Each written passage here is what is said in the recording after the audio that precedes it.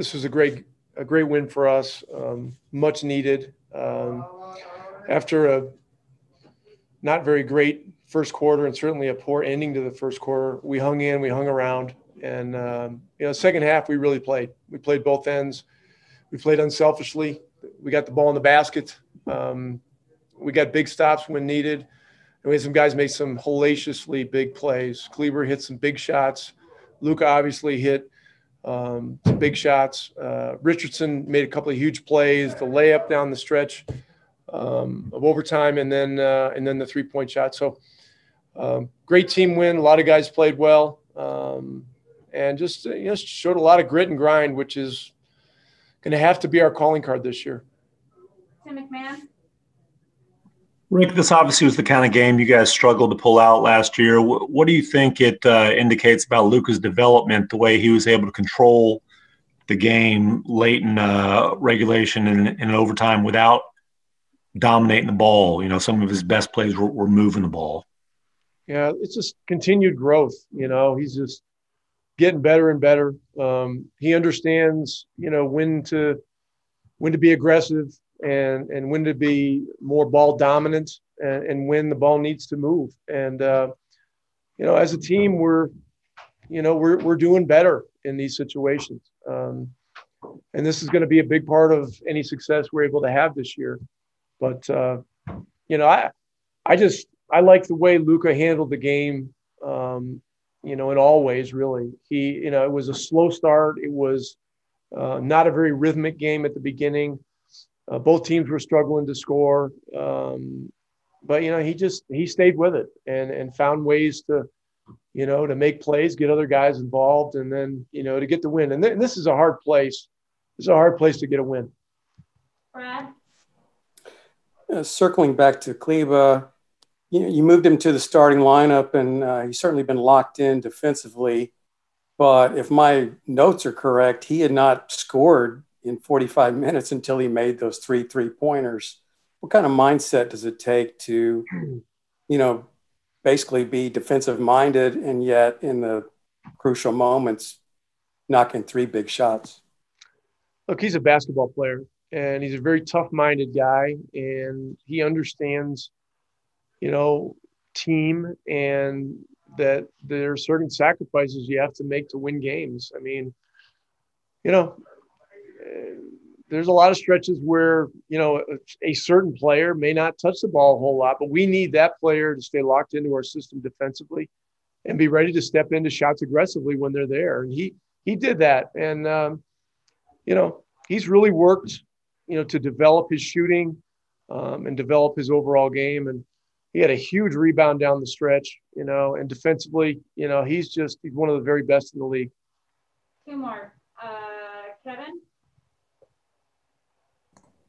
Hey, Coach, obviously a great team win tonight. Can you talk about the trust that Luka continues to develop in his teammates, especially the example at the end of the ball game, hitting Kleber for the open three-pointer to get the game, obviously, to overtime there? Yeah, it was just the right basketball play. And, you don't have to tell Luka Doncic that. He's gonna calculate situations. He's gonna make sure the ball's in the right place at the right time. And he was doing a good job of sharing the ball at the right times, but also getting the ball in the basket. That back down post up he hit where he split the double team. I mean, that's a hellacious shot. And then the one where he ended up taking a little fadeaway at the free throw line. Another very difficult shot, but. Those were two disjointed possessions. And as the best player on the floor, he knew that he was the guy that needed to get the ball in the basket. Mark? No questions. No questions from Broadus tonight. I mean, I see Broadus sitting there. Holy shit! It's not the first time he's been on one of these Zooms. As a matter of fact, I've seen him a couple of times this week. Yeah. Let's give Broadus a question if he wants one after this. Go ahead. Rick, we're obviously still kind of getting to know Josh Richardson around here, but tonight was the first night where he struggled for a while in the game, but then scored 5 points in overtime, had 12 in the second half after I think he didn't make a shot in the first half. Can you speak to his fortitude and resolve, and just as we kind of get to learn about him, what kind of player he is, that he shakes off early struggles and is able to contribute at significant stretches later on in the game.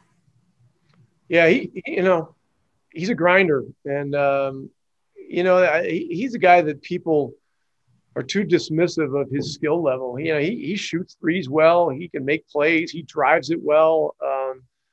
And look, nobody was having any luck shooting 3-point shots in the first half. We were 0 for 10 to start the second quarter, and then Dorian finally hit one in the right corner to end the half, which gave us a little bit of juice, But hey, we just said at halftime, we got to flush the first half. We got to come out with some real resolve. And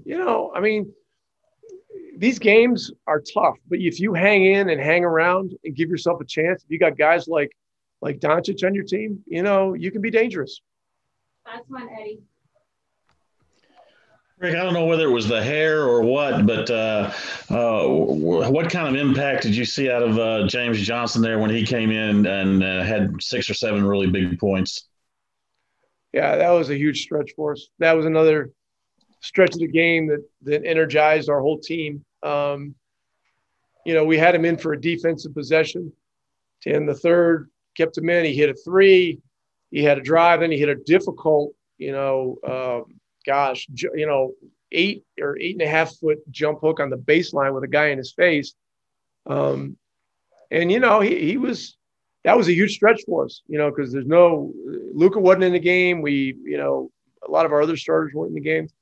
So, it was, those were big plays, and, every little thing matters in an NBA game. And, that contribution of 5 or 4.5, 5, 6 minutes, whatever it was really big. Let's let Broadus ask a question if he wants. Sure, Brian. Brian, have you met Renee? Renee, this is Broadus. He's like, he's like one of the experts in DFW on a sport, not necessarily basketball, but I guess that he doesn't want anything. Okay. All right. Good night.